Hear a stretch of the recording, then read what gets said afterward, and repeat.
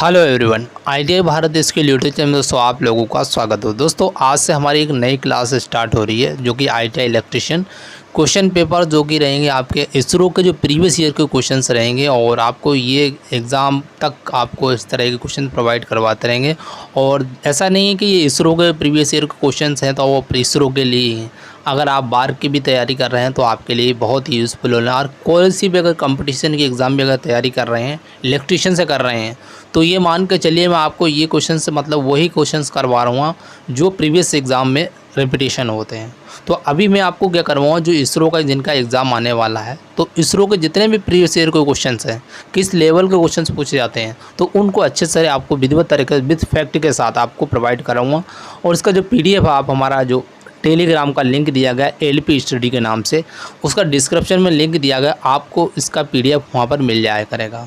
तो आप लोगों का सहयोग और सपोर्ट के द्वारा ही हम इस वीडियो को कंटिन्यू प्रोवाइड करवाते रहेंगे। अगर आपका सहयोग बहुत ज़रूरी है, क्योंकि जब हम आपके लिए मेहनत करेंगे तो आपका सहयोग भी बहुत ज़रूरी है। आप वीडियो को ज़्यादा से ज़्यादा अपने स्टडी ग्रुप में ज़रूर शेयर करें, जिससे अन्य छात्रों को भी काफ़ी बेनिफिट होगा। और एग्ज़ाम बहुत नज़दीक है, कुछ ज़्यादा दूर नहीं है। और बार का भी कोई नोट वो नहीं आया एग्ज़ाम डेट का, क्वालिफाई मतलब कब की जाएगी।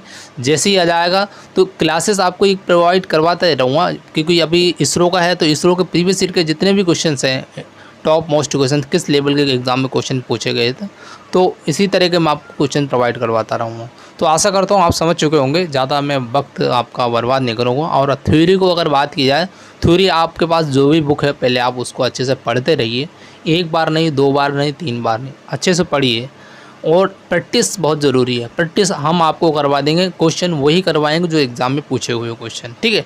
तो 2 मिनट मैंने आपको इसके लिए बताया, समझाया कि अगर आपका सहयोग और सपोर्ट रहा तो आपको ये कंटिन्यू क्लास प्रोवाइड करवाते रहेंगे। और थोड़ा आप टाइम बता देना किस टाइम मैं इस वीडियो को अपलोड करूँ, क्योंकि हम लाइव क्लासेस नहीं करवा पाते हैं और आपको रिकॉर्डेड क्लासेस आपको प्रीमियम के द्वारा मिल जाया करेगी। और विधिवत तरीके से हम आपको समझाते चलेंगे। जहाँ दिक्कत हो तो आप हमें व्हाट्सएप के ज़रिए भी पूछ सकते हैं, ठीक है।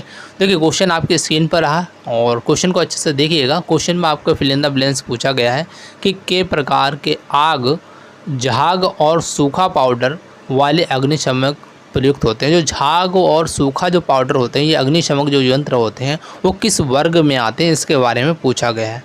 तो देखिए यहाँ पर ऑप्शंस आपके स्क्रीन पर इस प्रकार मिलेंगे ऑप्शंस। और ये देख सकते हैं इसरो में पूछा आया क्वेश्चन है, और मैंने खुद एक बार एग्ज़ाम इसरो को दिया है, इसलिए मैं बात आपको बताता हूँ। क्वेश्चन आपको टफ़ भी रहते हैं, मतलब 20% 10% टफ़ रहते हैं, इसलिए आप विधिवत तरीके से अच्छे से कंटिन्यू तैयारी करते रहिए। चलिए बताइए इसका राइट आंसर कौन सा होना चाहिए। सभी साथी कमेंट करेंगे, जितने भी साथी वीडियो देखेंगे कमेंट सभी करते चलेंगे। कमेंट करने से आपको काफ़ी बेनिफिट हो जाता है। तो जो भी साथी इसका राइट आंसर कर रहे हैं, ऑप्शन नंबर 20 राइट आंसर हो जाएगा। यानी क्या होगा, जो झाग और सूखा पाउडर जो अग्निशमक होता है, ये किसके अंतर्गत था, वर्ग बी के अंतर्गत आता। दोस्तों अब हम आपको क्वेश्चन टाइपिंग के द्वारा प्रोवाइड नहीं करवा सकते, हम इतना एफर्ट नहीं कर पाते, ठीक है। और इसका विथ फैक्ट के साथ आपको फैक्ट भी इसके साथ बताता चलेंगे। तो इसमें देखिए यहाँ पर फैक्ट जो आंसर बी दिया गया था, तो वर्ग जो बी रहता है, बी प्रकार के आग जो होते हैं झाग और सूखा पाउडर के वाले अग्निशमक में प्रयोग किए जाते हैं। अगर वर्ग बी की अगर बात की जाए के अंतर्गत कौन कौन सा आते हैं, ज्वलनशील द्रव्यों जैसे ज्वलनशील द्रवों और ठोसों जैसे मिट्टी का तेल हुआ, डीजल हुआ, पेट्रोल हुआ, आदि से लगने वाली आगे आती हैं, जो कि क्या होता है, वर्ग बी के अंतर्गत आती है। इस प्रकार के अग्नि को अगर बुझाने के लिए हम क्या करते हैं, यंत्र का झाग और CO2 का प्रयोग करते हैं। तो आशा करते हैं आप समझ चुके होंगे। और इसका आपको PDF हमारा टेलीग्राम का लिंक दिया गया डिस्क्रिप्शन में, आपको हम विधिवत तरीके से आपको जो क्लासेस करवाएंगे उसका PDF आपको प्रोवाइड करवाते जाएंगे, ठीक है। तो चलिए अगला क्वेश्चन आपकी स्क्रीन पर ये रहा। क्वेश्चन में दिया गया कि आर्क वेल्डिंग के मामले में आँख की सुरक्षा के लिए फिल इन द ब्लैंक्स की पूर्ति का इस्तेमाल किया जाता है। ये तो सभी बता सकते हैं। देखिए ऑप्शन ए दिया गया, बी दिया गया, सी दिया गया और डी दिया गया। अच्छे से पढ़िए और कमेंट करके बताइए इसका राइट आंसर क्या होगा। दोस्तों प्रैक्टिस बहुत ज़रूरी है। आप थ्योरी को अच्छे से पढ़िए और मैं आपको प्रैक्टिस करवाऊँगा। जो प्रीवियस एग्जाम के क्वेश्चन है इसरो वाले सारे क्वेश्चन करवाऊँ जितने अभी तक इसरो में आ चुके हैं, ठीक है। और बार के लिए भी और सभी के लिए क्लासेस जो वाला ऑल कंपटीशन एग्जाम के लिए बेनिफिट रहेगी।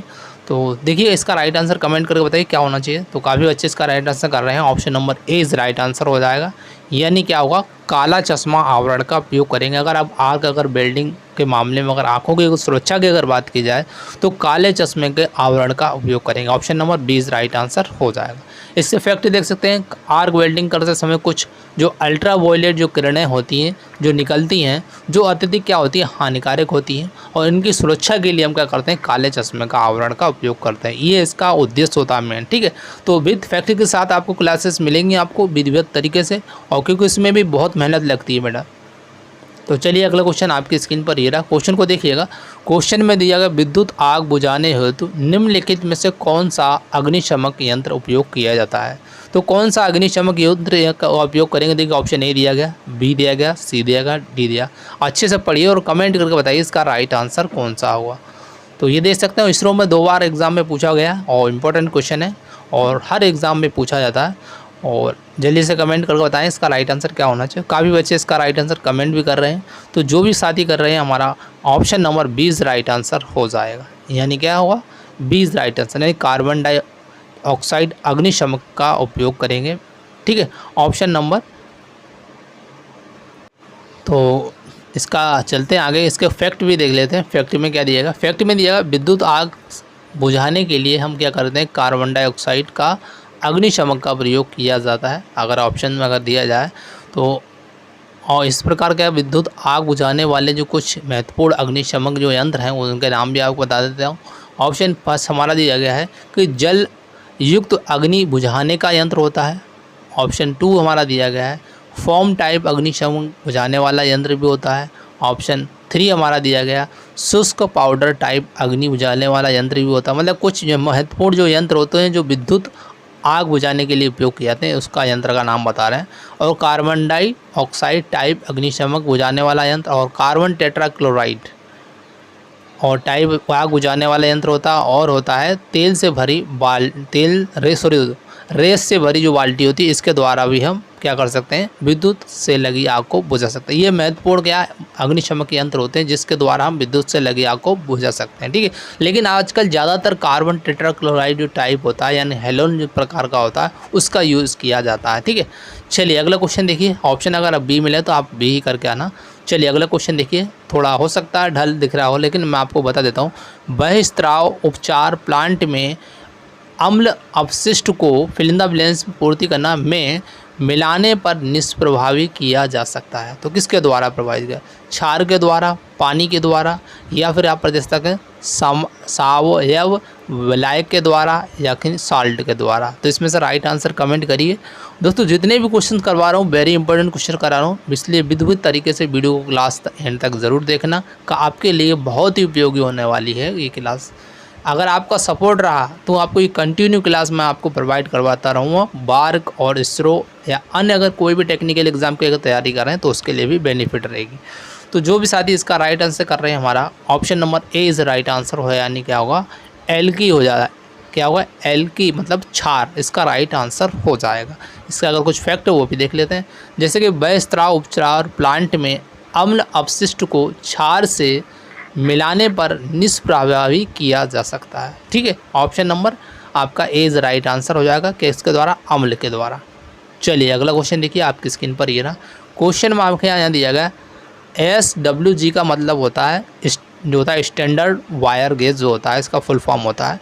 तो 22 वायर mm मतलब मिलीमीटर में का सामान्य व्यास क्या है। तो सामान्य व्यास के बारे में पूछा गया, दे सकते हैं आप कितना होना चाहिए। तो कमेंट करके बताइए इसका 4 ऑप्शन से क्या होगा। सभी साथी कमेंट करेंगे, जितने भी साथी हमारे वीडियो देख रहे हैं सभी कमेंट करते चलेंगे। कमेंट करने से बहुत बेनिफिट होता है दोस्तों। कोई भी अगर त्रुटि हो जाती है, कोई भी गड़बड़ी हो जाती है, मैं आपको राइट आंसर कमेंट करके बताता जाऊँगा। अगर कोई भी समस्या है तो आप हमारे व्हाट्सअप नंबर 8878113977 आप हमें व्हाट्सअप करके जरिए पूछ सकते हैं। तो जो भी साथी इसका राइट आंसर कर रहे हैं हमारा option number C is right answer हो जाएगा। कितना होगा इसका जो सामान्य जो व्यास होगा इसका होगा 0.711, इसका राइट आंसर हो जाएगा। इसका फैक्ट है, यहाँ फैक्ट के बारे में देख सकते हैं जैसे कि SWG 22 का जो सामान्य जो व्यास होगा वो हमारा होता है 0.711 मिलीमीटर, तथा इसका जो क्षेत्रफल की अगर बात की जाए तो इसका क्षेत्रफल जो होता है 0.3973 मिलीमीटर स्क्वायर होता है। इससे क्या होता है, तारों और केबलों का व्यास मापा जाता है। SWG से, यानी स्टैंडर्ड वायर गेज जो रहता है इसके द्वारा हम क्या करते हैं, तारों और केबलों का क्या मापते हैं, व्यास को मापते हैं। अब यहाँ देखिए, अगर आपसे पूछ लिया जाए SWG 19 का अगर व्यास पूछ लिया जाए तो आपसे 1.016 मिलीमीटर होता है। अगर 20 का पूछा गया तो 20 का होता है SWG, 20 का व्यास होगा 0.914 मिलीमीटर होता है। और इसका जो फुल फॉर्म आपको यहाँ पर दिया गया है SWG का, स्टैंडर्ड वायर गेज। कभी कभी एग्ज़ाम में पूछ लिया जाता है कि SWG का फुल फॉर्म क्या होता है, तो इसको आप याद रखना, इम्पोर्टेंट है आपके एग्ज़ाम के लिए भी। तो स्टैंडर्ड वायर गेज का फुल फॉर्म होता है। और आपको क्लास आशा करता हूँ अच्छी लगे तो वीडियो को ज़्यादा से ज़्यादा अपने स्टडी ग्रुप में ज़रूर शेयर करना। और चैनल पर अगर पहली बार दोस्तों अगर विजिट करें, चैनल को सब्सक्राइब और बेल आइकन घंटी को ज़रूर प्रेस करना, जिससे क्या होगा, नोटिफिकेशन आपको मिलता रहेगा हर वीडियो का। देखिए, क्वेश्चन में पूछा गया है कि SWG जो फिल इन द ब्लैंक्स की पूर्ति करना है को मापने के लिए प्रयुक्त किया जाता है। तो किसके लिए मापने के लिए प्रयुक्त किया जाएगा, व्यास के लिए, प्रतिरोध के लिए, विद्युत रोधन के लिए, उपरोक्त सभी। तो बताइए इसका राइट आंसर क्या होना चाहिए। अभी आपको मैंने प्रीवियस क्वेश्चन में बताया, तो आप आसानी से कमेंट करके बता सकते हैं इसका राइट आंसर क्या होना चाहिए। तो काफ़ी बच्चे इसका राइट आंसर कमेंट भी कर रहे हैं। तो जो भी साथी इसका कमेंट कर रहे हैं, option number A is right answer यह हो जाएगा। क्या हुआ, ए करेक्ट आंसर, यानी क्या हुआ, डाईमीटर यानी व्यास को मापने के लिए जो स्टैंडर्ड जो वायर गेज होता है ना, ये उपकरण होता है, इसके द्वारा हम किसी भी तार का, केबल का क्या कर सकते हैं, व्यास माप सकते हैं। यानी option number A is right answer हो जाएगा। चलिए, इसका आगे ये दिया गया यहाँ पर कि फैक्ट में दिया है SW स्टैंडर्ड वायर गेज को व्यास मापने में किया जाता है। ठीक है, इसका PDF आपको हमारा जो LV स्टडी ब्लॉग का जो टेलीग्राम है उसमें 3000 से ऊपर बच्चे जुड़े हुए हैं। अगर आप भी उसमें जुड़ना चाहते हैं तो हमारा इसका लिंक डिस्क्रिप्शन में दिया गया। आपको विधिवत तरह से आपको वहाँ पर PDF मिलती रहेगी, हर क्लास की आपको डेली क्लास होने के बाद आपको प्रोवाइड करवा दिया करेंगे। ठीक है, चलिए अगला क्वेश्चन आपकी स्क्रीन पर ये रहा। क्वेश्चन को देखिएगा। क्वेश्चन में दिया गया, निम्नलिखित इनमें से कौन से तार गेज में उच्च धारा वहन क्षमता होती है। किस में, मतलब जो सबसे ज़्यादा धारा को, मतलब उच्च धारा वहन कर सकें की कैपेसिटी होती है, इसके बारे में पूछा गया। देखो, ऑप्शन ए दिया गया, बी दिया गया, सी दिया गया और डी दिया गया। कमेंट करके बताइए इसका राइट आंसर क्या होना चाहिए। और थ्योरी को ज़रूर पढ़ते रहिए। आपके पास जो भी बुक है ना, आप उसको ही रिवाइज़ कीजिए। और प्रैक्टिस में आपके लिए करवाऊँगा कि प्रीवियस एग्ज़ाम के जो भी क्वेश्चन रहेंगे आपको डेली विधिवत तरीके से आपको प्रोवाइड करवाता रहूँगा। बस आप लोगों का प्यार और सहयोग चाहिए और कुछ नहीं। तो काफ़ी बच्चे इसका राइट आंसर कमेंट भी कर रहे हैं। तो जो भी साथी कर रहे हैं, option number A is right answer हो जाएगा। यानी कि 18 SWG जो होगा, इसका जो होता है उच्च धारा वहन क्षमता क्या होगी, सबसे अधिक होगी। कहने का मतलब है तार गेज में उच्च धारा वहन क्षमता उसी की सबसे ज़्यादा होगी जिसका क्या होगा, नंबर ऑफ कम होगा, मतलब व्यास जिसका कम होगा। ठीक है, जैसे 18 है ना, अगर ज़्यादा होता जाएगा तो क्या होगा, उसकी धारा की वहन क्षमता क्या कम होती जाएगी। और जितना कम होगा उसकी जो धारा की क्या होगी, जो क्षमता होगी, उसकी कैपेसिटी बढ़ती जाएगी। ठीक है, इसलिए option number A is right answer हो जाएगा। इसके बारे में देख लेते हैं। फैक्ट यहाँ पर दिया गया, जिस तार का व्यास कम होता है, देखिए यहाँ पर वही बात की, जिस तार का जो SWG होता है कम होता है, उस तार का जो व्यास क्या होता है, अधिक होता है। और इसके विपरीत जिस तार का SWG अधिक होता है तो तार का व्यास क्या हो जाएगा, कम हो जाएगा। और कम SWG वाले तार का जो व्यास होना अधिक होने के कारण इसका जो प्रतिरोध जो होता है, प्रतिरोध R बराबर होता है रो L/A होता है। यहाँ पर L/A दिया गया। ठीक है, कम होगा जिससे क्या होगा, उसमें धारा अधिक प्रवाहित होगी। अतः उपरोक्त जो भी है प्रश्नानुसार जो दिया गया 18 SWG वाले तार में क्या होगा, धारा अधिक प्रवाहित होगी। तो ये इसका पूरा फैक्ट मैंने आपको यहाँ पर समझा दिया गया। हो सकता है आपको कम दिख रहा हो, लेकिन देखो टाइपिंग के लिए हमारे पास अभी इतनी फैसिलिटी नहीं है कि आपको टाइपिंग दें, लेकिन आपको क्वेश्चन वही प्रोवाइड करवाएंगे जो आपके एग्ज़ाम ओरिएंटेड रहेंगे। ठीक है, चलिए अगला क्वेश्चन देखिए। क्वेश्चन में दिया गया है कि फिल इन द ब्लैंक्स की पूर्ति करना है के लेपन के लिए बीटा बैक जो होता है स्केटर तकनीकी का उपयोग होता है। तो किसके लिए उपयोग करते हैं, इसके बारे में पूछा गया। देखिए ऑप्शन ए दिया गया कि मोटाई का मापन के लिए, ऑप्शन आपका बी दिया गया आसंजन परीक्षण के लिए, ऑप्शन आपका सी दिया गया संचारण रोग मूल्यांकन के लिए, ऑप्शन आपका डी दिया गया कठोरता मापन के लिए। तो कमेंट करके बताइए इसका राइट आंसर क्या होना चाहिए। सभी साथी कमेंट करेंगे, जितने भी साथी वीडियो कमेंट सभी कर दे चलिए। ठीक है, क्योंकि आप तैयारी कर रहे हैं तो कमेंट ज़रूर करें। जितनी आप प्रैक्टिस करेंगे ना, ये मान के चलिए लाइव प्रैक्टिस हो जाएगी आपकी। ठीक है, तो जल्दी से बताइए इसका राइट आंसर कौन सा होगा। तो काफ़ी बच्चे इसका राइट आंसर कमेंट भी कर रहे हैं। तो जो भी साथी कर रहे हैं ऑप्शन नंबर ए कर रहे हैं उनका राइट आंसर हो जाएगा, यानी क्या होगा, मोटाई का मापन इसका राइट आंसर हो जाएगा। मोटाई के मापन के लेपन के लिए बीटा बैग जो स्कैटर होता है तकनीक का उपयोग किया जाता है। Option number A is right answer. का अगर फैक्ट है वो भी हम देख लेंगे। फैक्ट में ये दिएगा मोटाई के मापन के लेपन के लिए हम बैग जो होता है स्कैटर तकनीक का उपयोग किया था। ये ध्यान रखना कि इसरो का एग्ज़ाम बिल्कुल हल्के में मत लेना, क्योंकि एग्ज़ाम में क्या होता है टफेस्ट भी क्वेश्चन पूछे जाते हैं। ठीक है, चलिए अगला क्वेश्चन आपकी स्क्रीन पर ये रहा। क्वेश्चन को अच्छे से देखिएगा। क्वेश्चन में दिया गया कि एक प्रतिरोध को किसी वोल्टता स्रोत से अगर जोड़ा गया है, ठीक है, वोल्टता कोई स्रोत है उसको साथ जोड़ा गया है, यदि वोल्टता अगर दुगनी कर दिया, मतलब पहले V था उसके बाद उसको 2V कर दिया है, तो उस प्रतिरोधक में विस्तृत होने वाली शक्ति यानी पावर क्या होगी, इसके बारे में पूछा गया। देखिए ऑप्शन आपका ए दिया गया, बी दिया गया, सी दिया गया, डी दिया गया। तो आप इसमें से बताइए क्या होना चाहिए। सभी साथी कमेंट करेंगे इसका राइट आंसर, जल्दी से जल्दी कमेंट करते जाइए इसका राइट आंसर क्या होना चाहिए, कि काफ़ी बच्चे इसका राइट आंसर कमेंट भी कर रहे हैं। अगर उन्होंने अच्छे से पढ़ाई कर रहे हैं, अगर थ्योरी को अच्छे से पढ़ रखे हैं तो आसानी से कमेंट कर सकते हैं।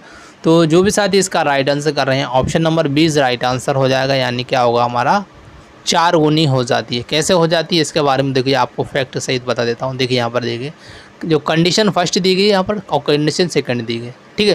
पहले आपका आर था, यहाँ पर वोल्टेज भी था, फिर यहाँ देखिए जो प्रतिरोध था वो सेम ही रहेगा, लेकिन जो वोल्टेज था पहले वी था, उसके बाद उसने क्वेश्चन में क्या कर दिया गया, यहाँ पर देखिए यहाँ पर वोल्टता को इसको जोड़ा गया। वोल्टता क्या कर दी, पहले वी थी उसके बाद 2V कर दी गई, मतलब बढ़ा दी गई, तो उसी प्रकार यहाँ पर क्या करा 2V कर दी गई, ठीक है। अब यहाँ पर फार्मूला जो हमारा होता है पावर का, तो P बराबर होता है V² अपॉन R होता है, ये फार्मूला होता है, ठीक। केस अगर फर्स्ट की बात की जाए तो यहाँ देखिए P1 बराबर हो जाएगा V² अपॉन R हो जाएगा, ठीक है। यहाँ तक तो आप समझ चुके होंगे।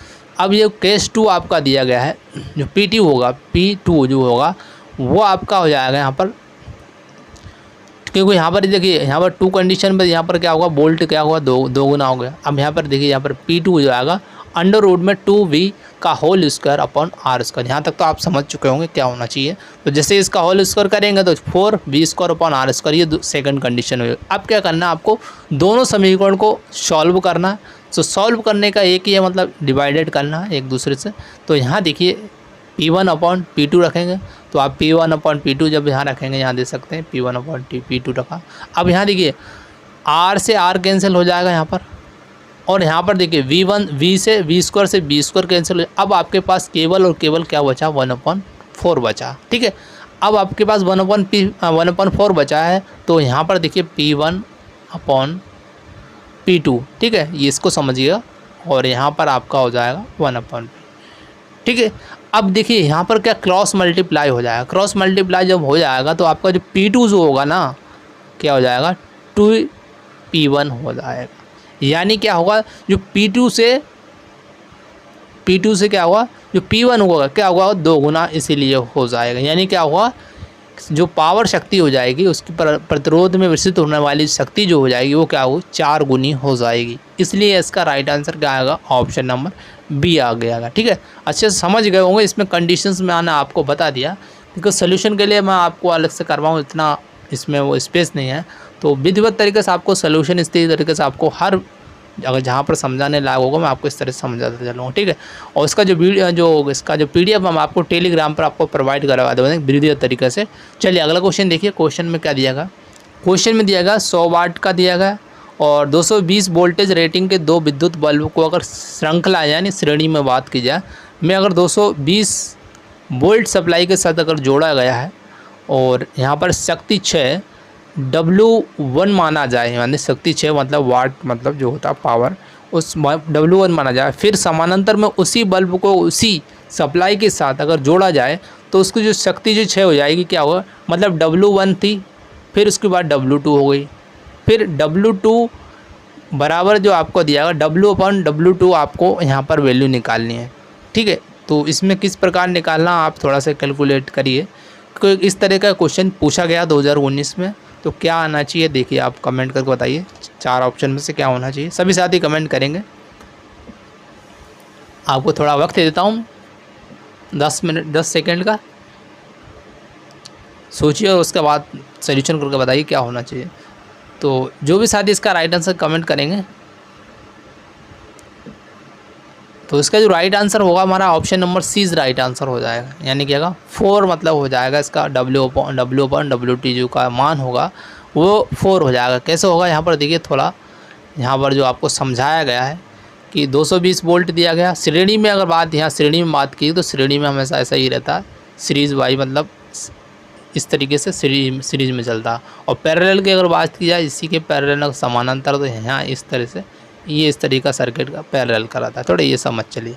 तो यहाँ पर सीरीज का बात की गया, श्रेणी की बात की गई थी, इसलिए मैं आपको श्रेणी में समझा रहा हूँ। ठीक है, चलिए देखिए यहाँ पर इस तरीके श्रेणी में 2 बल्ब लगाए गए हैं, 220 वोल्ट और 100 वाट के लगे हुए हैं। तो जो हमारा फार्मूला जो होता है आप यहाँ दे सकते हैं, R बराबर या फिर P बराबर V²/R होता है, लेकिन यहाँ पर आपको प्रतिरोध निकालने है तो R बराबर V²/P दिया गया।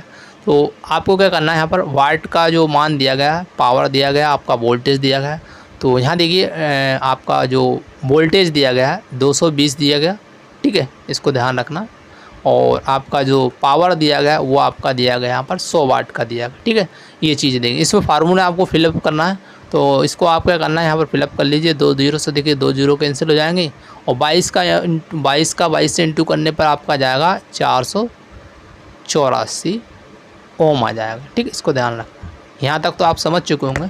इसके बाद जो श्रेणी संयोजन की बात की गई, कुल प्रतिरोध की अगर बात की जाए, क्योंकि 2 हैं तो 2 का मल्टीप्लाई करना पड़ेगा, क्योंकि 2 श्रेणी में 2 हैं तो दोनों को आपस में जोड़ने के लिए 2 का मल्टीप्लाई करना पड़ेगा।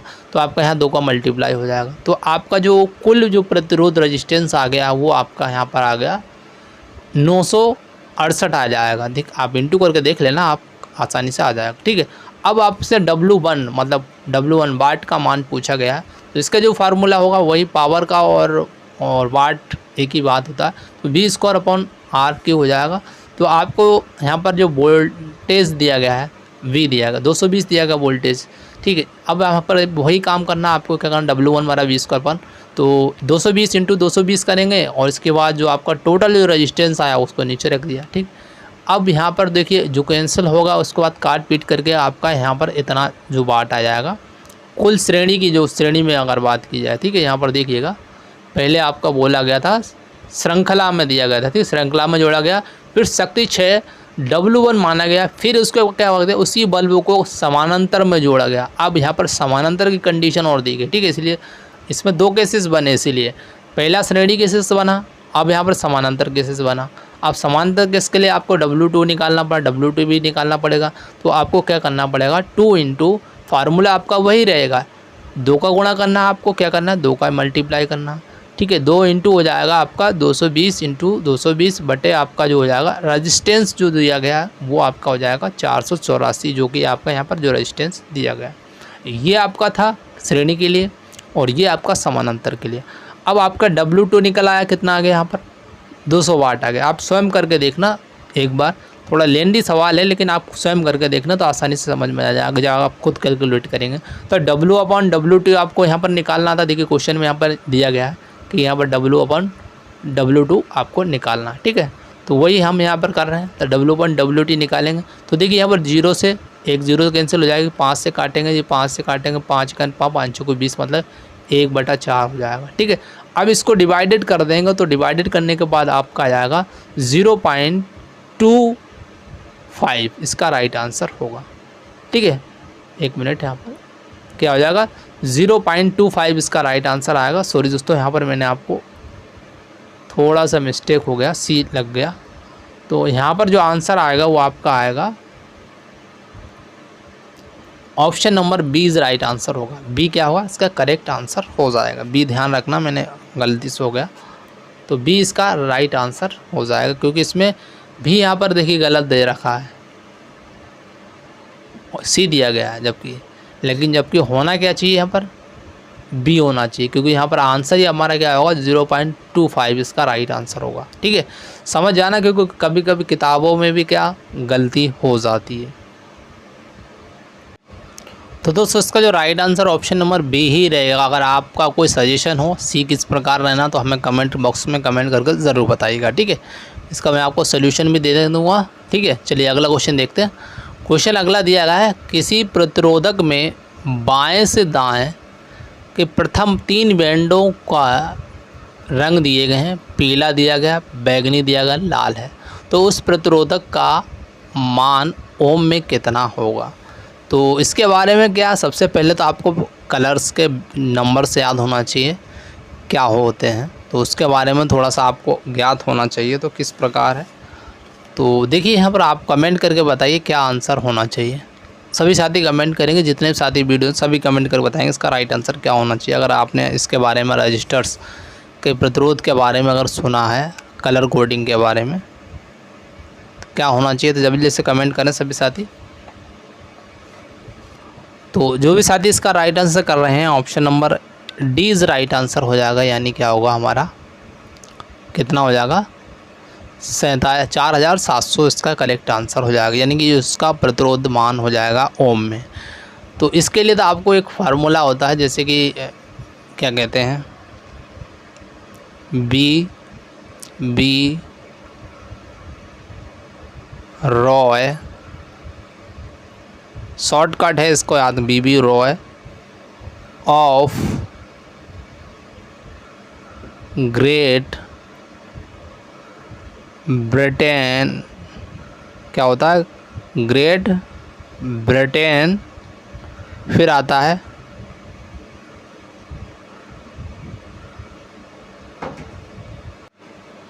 ब्रिटेन के बाद आता है हैज़ वेरी गुड वाइफ। ये इसका शॉर्टकट है याद करने का। इसका मैं आपको पीडीएफ अलग से प्रोवाइड करवा दूँ खुद का हैंड राइटिंग वाला, जिससे कि आप आसानी से समझ सकते हैं, कलर कोडिंग को आसानी से निकाल सकते हैं। ठीक है, अभी तो यहाँ आपको सोल्यूशन बता दे रहे हैं, ठीक है, क्योंकि इसमें क्या ज़्यादा टाइम लग जाएगा इसमें फिर आपको सोल्यूशन बताने में।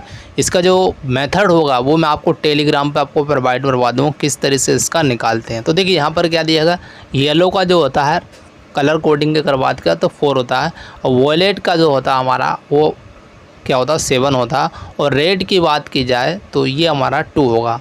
इसका के की कंडीशन, सबसे पहला रूल होता है कि जो बाएं से यहाँ पर दिया गया, देख सकते हैं पर बाएं से दाएं के लिए, तो इसमें पहला जो रहता है रंग उसको अंक, पहला अंक देते हैं, फिर उसका दूसरा अंक देते हैं, और जो तीसरा जो अंक रहता है ना वो उतनी ही शून्य को दर्शाता है। ठीक है, उतनी ही शून्य, मतलब कोई भी तीसरा अगर रंग कोई भी दिया गया, इसकी जगह मान लिया हमारा रेड की जगह मान लिया कोई भी अगर रंग दे दिया गया है कि ऑरेंज दे दिया गया, तो उसकी जगह 3 हो जाएगा, तो उसकी जगह क्या हो जाएगा 10 की घात 3 हो जाएगा। तो लेकिन यहाँ पर रेड का मान कितना 2 दिया गया, तो इसलिए यहाँ पर देखिए येलो का मान 4 आ गया और वॉयलेट का मान 4 हो गया, 7 हो गया। ठीक है, अब इसी पर इनटू और रेड का मान 2 दिएगा, उतने ही 0 को दर्शाएगा, मतलब 10 की घात 2 हो जाएगी। अगर रेड का मान 2 है तो कितना हो गया 2 हो गया। अगर मान लें इसकी जगह अगर आप ग्रीन होता तो इसका मान 5 होता तो 10 की घात 5 हो जाता। तो ये कलर कोडिंग निकालने का एक फार्मूला होता है। तो इसका बिल्कुल विद्युत मेथड मैं आपको बता दूंगा, इसका एक अपना हैंड राइटिंग नोट्स है उसको आपको प्रोवाइड करवा दूँगा, जिससे आप आसानी से सीख जाएंगे ओम में प्रतिरोध का मान निकालना है। तो अभी यहाँ तक मैं आपको शॉर्ट में मैंने आपको बता दिया है। तो इसका जो राइट आंसर इस प्रकार आया है, ठीक है 4700 इसका राइट आंसर आ जाएगा। कोई भी डाउट हो, कंडीशन है कोई भी है, व्हाट्सएप के जरिए आप हमसे कांटेक्ट कर सकते हैं। बाकी क्वेश्चन आपको मैं वही प्रोवाइड करवाऊँ जो कि अभी तक प्रीवियस एग्जाम में क्वेश्चन किस लेवल के पूछे आ रहे हैं। क्वेश्चन आप देख ही रहे हैं, बिल्कुल आसान नहीं है, ठीक है, इसलिए बिल्कुल ये हल्के मत लेना इसरो का एग्ज़ाम को। देखिए इसमें दिया अगर प्रतिरोधक में प्रयोग की गई अगर वोल्टता 1% कम रहती है और प्रतिरोधक के मान का 1% बड़ा रहता है, तो प्रतिरोधक के शक्ति उपभोग में लगभग कितना परिवर्तन होगा। तो देखिए यहाँ पर इसरो में पूछा हुआ क्वेश्चन है 2019 में, तो कितना होना चाहिए देखिए कमेंट करके बताइए इसका राइट आंसर क्या होगा। सभी साथी कमेंट करेंगे। मैंने हर क्वेश्चन को कर लिया है, ऐसा नहीं कि मैंने कि टफ क्वेश्चन को छोड़ दिया, क्योंकि हर क्वेश्चन को आपको मालूम होना चाहिए इसरो में किस तरह के क्वेश्चंस पूछे जाते हैं। अगर आप ऑल कंपटीशन एग्ज़ाम की तैयारी भी अगर टेक्निकल कर रहे हैं तो आप समझिए क्वेश्चन कितना हार्ड होने वाला है। तो क्योंकि कंपटीशन अब दिनों दिन बढ़ रहा है, तो संख्या भी बढ़ रही है, तो इसलिए क्वेश्चन का लेवल भी बढ़ाना पड़ता है। तो काफ़ी बच्चे इसका राइट आंसर कमेंट भी कर रहे हैं। तो जो भी साथी कर रहे हैं option number C right answer हो जाएगा, यानी क्या होगा -3% इसका राइट आंसर हो जाएगा। इसका अगर सोल्यूशन देखना आप यहाँ विधिवत तरीके से देख सकते हैं किस तरीके से यहाँ पर किया गया है। तो इसका काफ़ी लंबा सोल्यूशन है, मैं आपको यहाँ समझा नहीं सकता हूँ। आप इसको PDF मैं आपको ज़रूर प्रोवाइड करवा दूँगा, उसमें आप खुद एक बार सोल्यूशन करके देखना और समझ जाएंगे। ठीक है, चलिए अगला क्वेश्चन आपकी स्क्रीन पर ये रहा। क्वेश्चन में दिएगा प्रचलन के अनुमत और एक समान वोल्टता का जो 20 वाट बल्ब और 40 वाट बल्ब का तंतु प्रतिरोध फिल इन द ब्लैंक्स अनुपात होगा। मतलब प्रतिरोध का तंतु का अनुपात पूछा गया है, तो क्या होना चाहिए। देखिए ऑप्शन से आपके स्क्रीन पर दिए गए। ऑप्शन फर्स्ट हमारा दिएगा, सेकंड दिएगा, थर्ड दिएगा, फोर्थ दिएगा। तो अच्छे से पढ़िए, इसका कमेंट करके बताइए इसका राइट आंसर कौन सा होगा। यहाँ पर देख सकते हैं क्वेश्चन का आपको फिलामेंट जो रेजिस्टेंस दिया गया है 20 वाट बल्ब एंड 40 वाट का बल्ब दिया गया, both rated to same voltage और operation is in the ratio. मतलब इसका रेशियो निकालना है, इसके बारे में देखिए कमेंट करके बताइए क्या होना चाहिए। सभी साथी कमेंट करेंगे, जितने भी साथी वीडियो कमेंट सभी किया करें। तो काफ़ी बच्चे इसका राइट आंसर कमेंट भी कर रहे हैं, क्योंकि क्वेश्चन जो भी एग्ज़ाम इसरो को देने वाले हैं ये मान के चलिए बहुत ही टफेस्ट होने वाला है, क्योंकि क्वेश्चन देख रहे हैं आप किस लेवल के पूछे जा रहे हैं। तो जो भी साथी इसका राइट आंसर कर रहे हैं, हमारा ऑप्शन नंबर 20 राइट आंसर, यानी क्या हुआ 2:1 इसका राइट आंसर होगा। किस तरीके से हो जाएगा यहाँ पर देख सकते हैं। देखिए P1 का वाट हमारा दिया है 20 वाट दिया, P2 आपका यहाँ पर दिया दे सकते हैं ऑप्शन में, यहाँ पर क्वेश्चन में भी दिया गया P1 दिया गया और P2 यहाँ पर दिया गया। ठीक है, और इसी तरह का यहाँ पर भी दिया गया P1 P2 दिया गया। इसका जो फार्मूला आपका यहाँ दे सकते हैं, आपको P = V²/R होता है। लेकिन आपको क्या पूछा गया, रजिस्टेंस का अनुपात पूछा गया। यहाँ पर देखिए क्वेश्चन में यहाँ पर पूछा गया रजिस्टेंस का अनुपात रेशियो पूछा गया। ठीक है, इसका रेशियो निकाल सकते हैं, R = V²/P हो जाएगा। तो आप यहाँ दे सकते हैं कि R = V²/P। तो यहाँ पर देखिए R1/R2। ठीक है, इसी प्रकार यहाँ पर R1/R2 हो जाएगा, और इसी प्रकार जो आपका मान है V²/P1 हो जाएगा।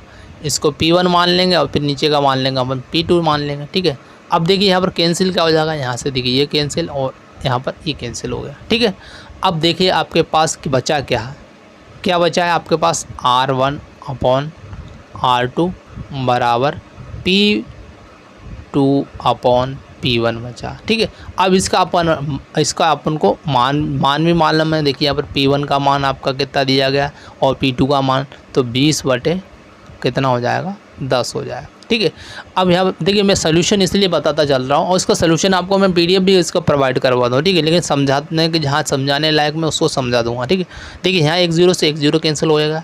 ठीक है, अब यहाँ पर R1/R2 दिया गया। अब यहाँ पर देखिए जो आपका R1/R2 जो हो जाएगा वो रेशियो में थोड़ा देखना, क्योंकि जगह कम है, लेकिन आपको समझा देता हूँ।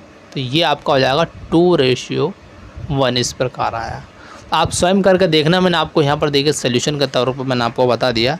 इस तरीके से आपका आंसर आएगा R1/R2। तो आपका जो राइट आंसर क्या होगा, ऑप्शन नंबर 20 राइट आंसर हो जाएगा। चलिए अगला क्वेश्चन देखते हैं। क्वेश्चन को अच्छे समझिएगा। क्वेश्चन में दिया गया है कि क्रमशः अगर R तथा R2 प्रतिरोध के दो प्रतिरोधकों को अगर समानांतर में जोड़ा जाए, किसमें समानांतर मतलब होता है कि पैरेलल, एक इस तरीके से।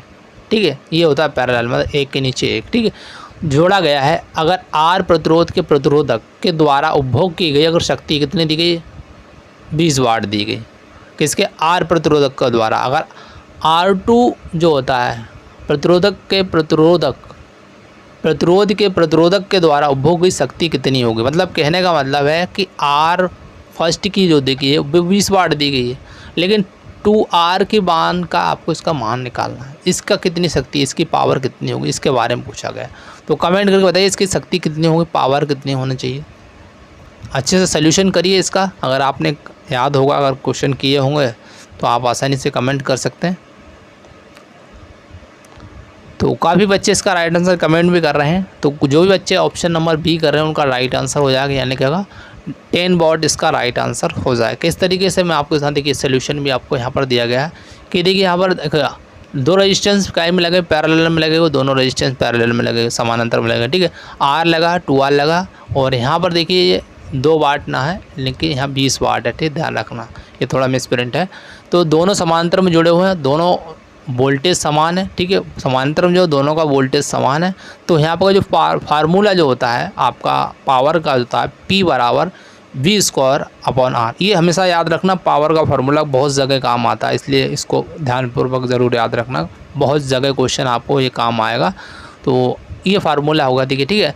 अब आप देखिए यहाँ पर V²/R बराबर ये दिया गया, ठीक है, ये हो गया आपका 20 वाट दिया गया। अब आपको P2 निकालना है, P1 है, P2 यहाँ पर, तो V²/2R हो जाएगा। 2R क्यों हो जाएगा? क्योंकि आपका यहाँ पर देखिए 2R दिया गया है, मतलब आपका जो शक्ति जो होता है पावर 2 का मान, आपका जो रेजिस्टेंस दिया गया 2R दिया गया, इसलिए आपका यहाँ पर क्या आएगा, ये 2R इसलिए आएगा, ठीक है। ये भी समझ चुके होंगे यहाँ पर।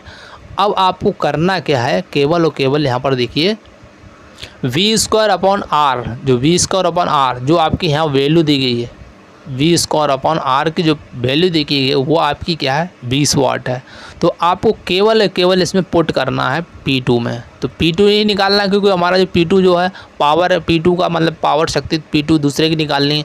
तो आपको क्या करना है कि 1/2 और जो आपका जो मान है V²/ ये आपका हो जाएगा कितना है, आ जाएगा इंटू 20 मान हो जाएगा, ठीक है। ये इतना हो गया, यहाँ तक आप समझ चुके। अब आपको यहाँ डिवाइड कर दीजिए, 2 × 2 2 × 2, इस प्रकार ये आपका P2 की वैल्यू आ जाएगी। एक बार स्वयं करना, आसानी से समझ जाएंगे किस तरह से ये क्वेश्चन से पूछा गया, ठीक है। क्योंकि हमारे पास इतना अभी सोर्स नहीं है कि आपको ज़्यादातर हम समझा सकें। मैंने आपको फिर भी मैं आपको विद फैक्ट के साथ क्वेश्चन को लगाता जाता हूँ और उनको अच्छे से समझाने की पूरी कोशिश करता हूँ। अगर वीडियो अच्छी लगे तो वीडियो को शेयर ज़रूर कर देना, क्योंकि सपोर्ट बहुत ज़रूरी है। और जितने भी क्वेश्चंस मैं आपको ये करवाऊँ, इसरो के सबसे पहले प्रीवियस ईयर के क्वेश्चंस जितने भी क्वेश्चंस हैं सारे करवा दूँगा मैं आपको एग्ज़ाम तक। और ये बार के लिए भी बहुत ही इंपॉर्टेंट क्वेश्चन है कि आप देख सकते हैं जब इसरो का एग्ज़ाम के इतना टफेस्ट रहता है, तो इसरो का भी आप हल्के में लेके ना चलें, ठीक है।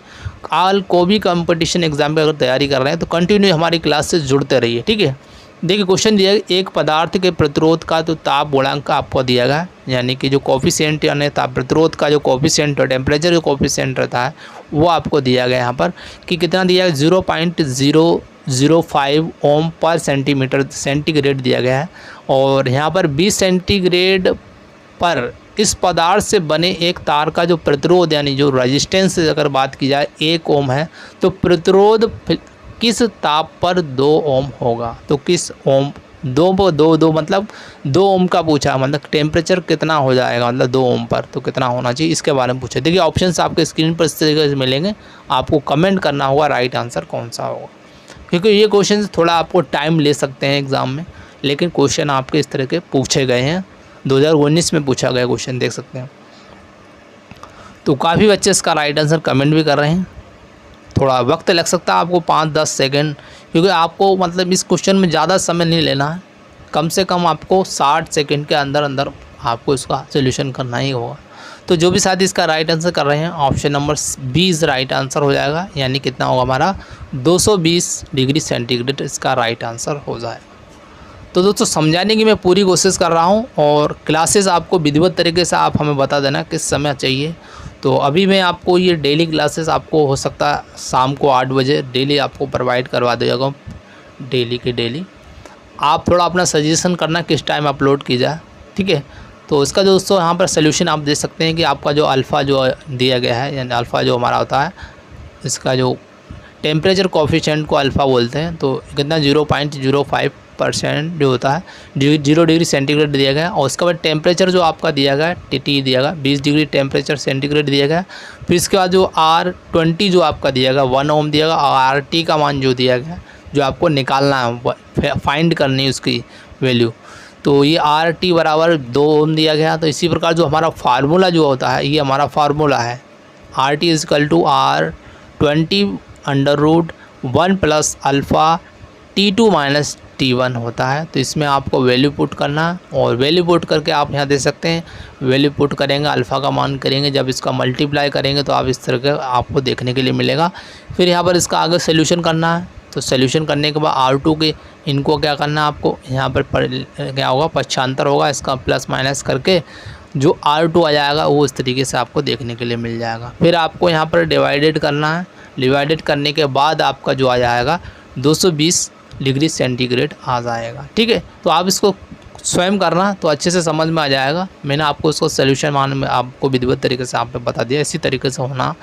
तो आशा करता हूँ दोस्तों हमारा ये वीडियो आज के लिए इतना ही, और आशा करता हूँ अगर आप लोग सपोर्ट करेंगे तो इसी तरह के जो क्वेश्चंस हैं, प्रीवियस ईयर के क्वेश्चंस हैं, इसरो और बार्क दोनों के लिए स्पेशल हमारी क्लास रहेगी। और अभी खास तौर पर इसरो के जितने भी प्रीवियस ईयर क्वेश्चन हैं उनको सारे के मैं डेली क्लासेस आपको प्रोवाइड कराने की कोशिश करूँगा। तो आशा करता हूँ दोस्तों वीडियो अच्छी लगे तो वीडियो को लाइक करें और वीडियो को ज़्यादा से ज़्यादा सपोर्ट करें, क्योंकि सपोर्ट करेंगे तो ही हम आपको क्लासेस प्रोवाइड करवा पाएंगे। क्योंकि जब हम आपके लिए मेहनत करते जाएंगे लेकिन आप सहयोग नहीं देंगे तो क्लासेस कराने में मन भी नहीं लगेगा। तो आप लोग सपोर्ट करें और वीडियो को ज़्यादा से ज़्यादा अपने स्टडी ग्रुप में जरूर शेयर करें। तो thank you for watching this video. जय हिंद, जय भारत। मिलते हैं नेक्स्ट वीडियो में।